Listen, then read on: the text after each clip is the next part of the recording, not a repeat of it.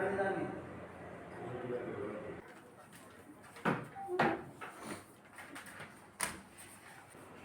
এবং শিক্ষকের বিভিন্ন দাবি দাওয়া নিয়ে আমরা মাননীয় মুখ্যমন্ত্রী যোগাযোগ করছি এবং আমরা চাই এই যে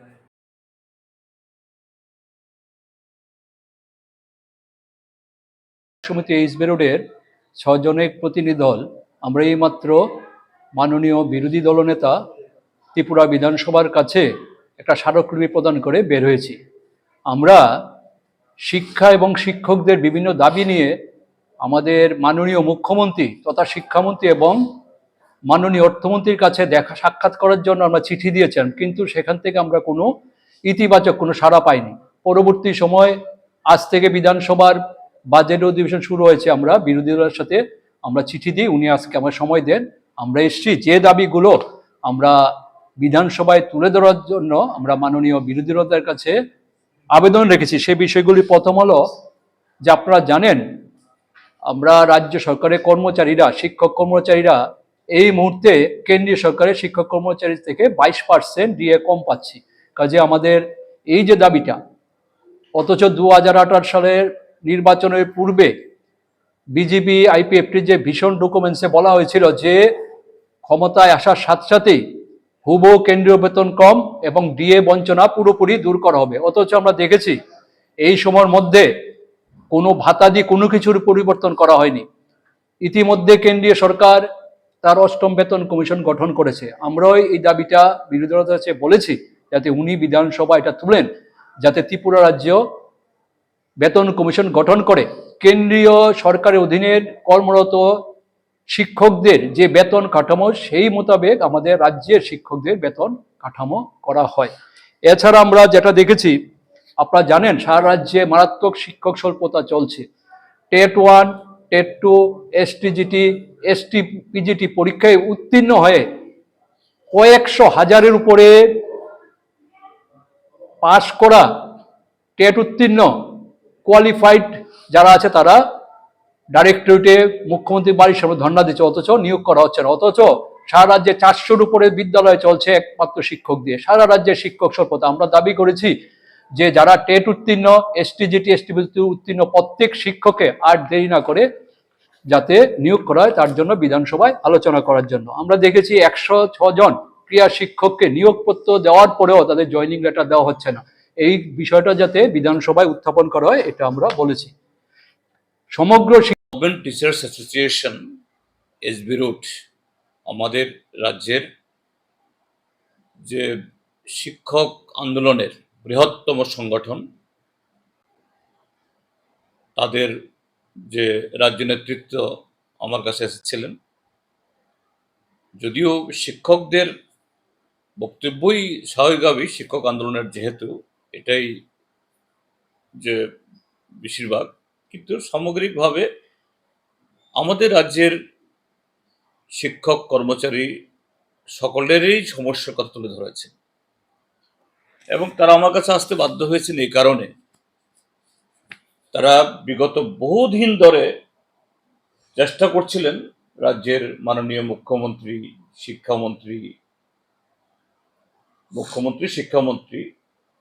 তার সাক্ষাৎকার পাওয়ার জন্য এবং তার কাছে এই শিক্ষকদের তাদের যে বক্তব্য তুলে ধরার জন্য। কিন্তু আমাদের মাননীয় শিক্ষামন্ত্রী তথা মুখ্যমন্ত্রী তাদের জন্য 5 মিনিট সময় বিগত 3 বছরে করে উঠতে পারেননি।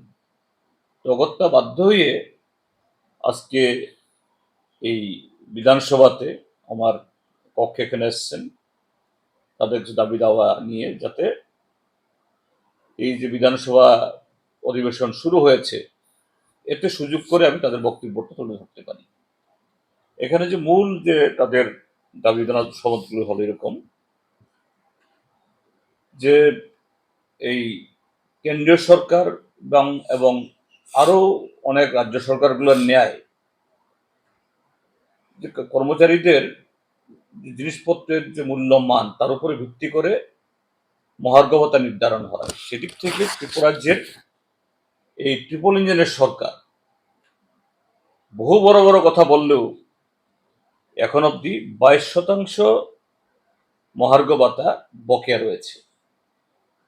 এই মহার্ঘ ভাতা প্রধানে যেন তাদের বক্তব্য উত্থাপন করি, এটা শুধু শিক্ষক না, সমস্ত শিক্ষক কর্মচারী, তার সাথে রাজ্য বেতন কমিশন গঠন করা,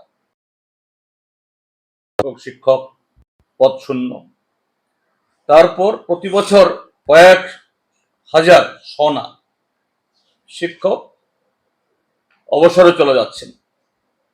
4 শতাধিক স্কুল আছে, একজন শিক্ষক দিয়ে একটা গোটা সিনিয়র স্কুল বা প্রাইমারি স্কুল চলছে। অর্থাৎ শিক্ষা সম্পূর্ণ ধ্বংসের মুখে, এই ছাত্রছাত্রীদের ভবিষ্যৎ সম্পূর্ণ অন্ধকারে ঠেলে দেওয়া হচ্ছে।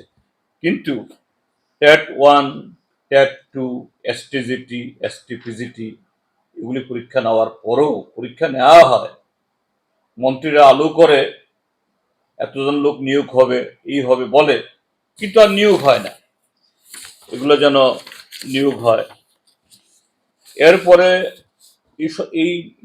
এই সময়তে একটা খুবই গুরুত্বপূর্ণ আলোচনার বিষয়বস্তু, সেটা হলো আমাদের রাজ্যে 30 সহস্রাধিক যে এই স্থির বেতনের চাকরি, কন্ট্রাক্ট মানে কন্ট্রাকচুয়াল চাকরি এরকম হয়ে আছে। আগে বামপন্থী ফ্রন্ট সরকার থাকার সময়তে একটা নিয়ম করেছিল, 10 বছর হলে পরে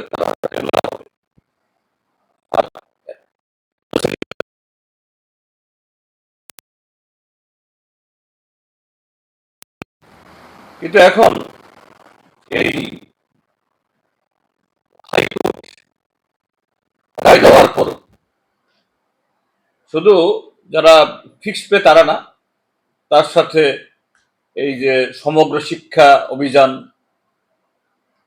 তাদের বেলায়ও এই রায় দিয়েছে। আর সরকার গিয়ে সুপ্রিম কোর্টে গিয়ে স্পেশাল লিভ পিটিশন করছে। তো এগুলো দেখার জন্য অনুরোধ করেছেন তারা। তার সাথে 2323 এটা নিয়ে অনেক কথা হয়েছে। তারা যে প্রস্তাবটা এনেছেন এরকম, সম্প্রতি পশ্চিমবাংলার হাইকোর্ট 32,000 প্রাথমিক স্তরের শিক্ষক অনিয়মের কারণে যাদেরকে ছাঁটাই করে দেওয়া হয়েছিল, কিন্তু মানবিক কারণে তাদের সবাইকে এই অনিয়ম সত্ত্বেও একটা মানবিক দৃষ্টিভঙ্গিতে এটা যাতে পুনর্বহাল করার সিদ্ধান্ত নিয়েছে এবং সবাইকে করা হয়েছে। আমাদের